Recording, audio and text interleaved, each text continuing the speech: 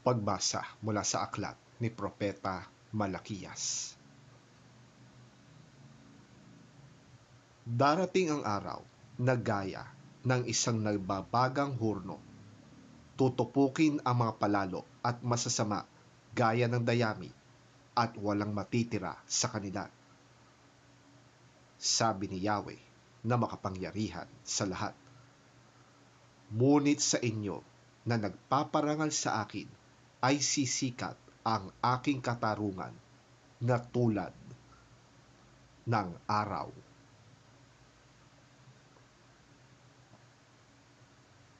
Ang salita ng Diyos. Salamat sa Diyos. Pagbasa mula sa ikalawang sulat ni Apostol San Pablo sa mga taga-Tesalonika. Alam naman ninyo na dapat ninyong tularan ang aming ginawa. Hindi kami naging tamad nang kami kasama pa ninyo. Hindi kami nakikain kanino man nang walang bayad. Nagtrabaho kami araw-gabi upang hindi makabigat kanino man sa inyo. Ginawa namin ito hindi dahil sa wala kaming karapatan sa inyong tulong, kundi upang kayo'y bigyan ng halimbawang dapat tularan. Nang kami ay kasama pa ninyo, ito ang itinuro namin sa inyo. Huwag ninyong pakainin ang sinumang ayaw magtrabaho.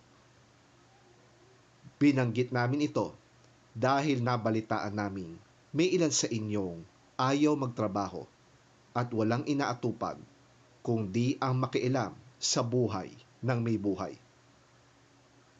Sa pangalan ng Panginoong Hesukristo, mahigpit naming iniuutos sa mga taong ito na sila'y maghanap buhay ng maayos at huwag umasa sa iba.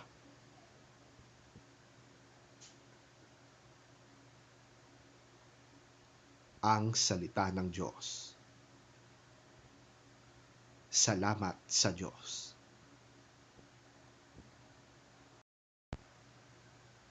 Ang mabuting balita ng Panginoon ayon kay San Lucas. Papuri sa iyo, Panginoon. May ilang tao namang nag-uusap tungkol sa templo.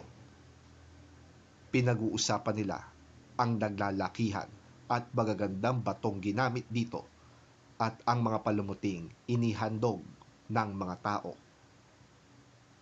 Kaya't sinabi sa kanila ni Jesus, darating ang panahon na ang lahat ng nakikita ninyong yan ay iguguho at walang matitirang magkakapatong na mga bato.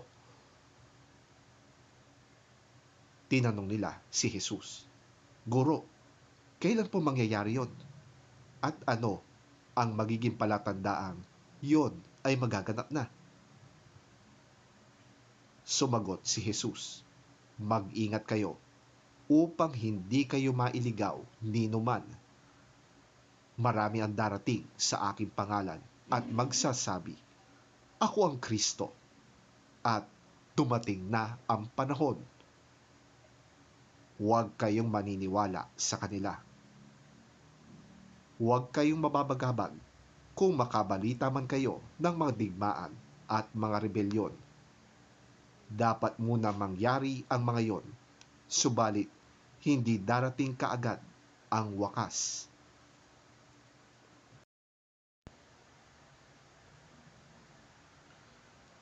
At sinabi pa niya, maglalaban-laban ang mga bansa at magdidigmaan ang mga kaharian.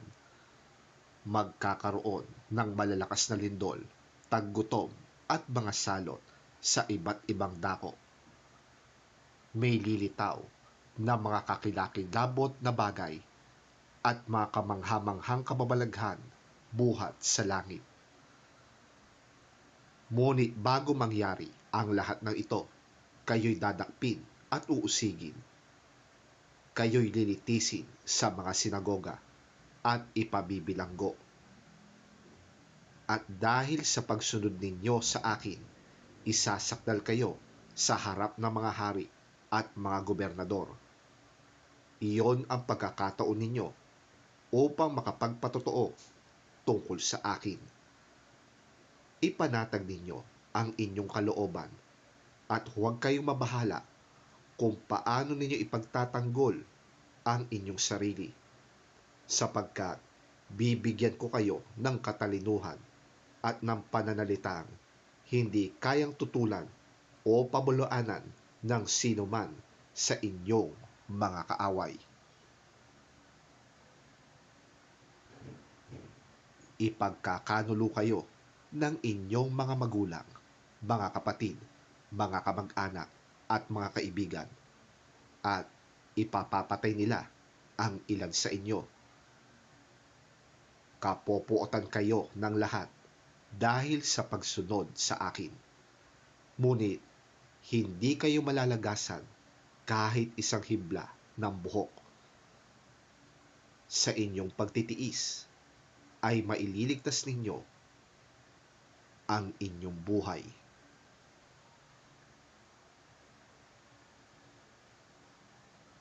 Ang mabuting balita ng ating Panginoon. Pinupuri ka namin, Panginoong Hesukristo.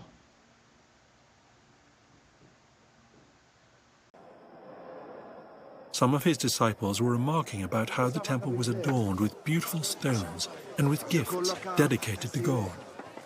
But Jesus said, "As for what you see here, the time will come when not one stone will be left on another.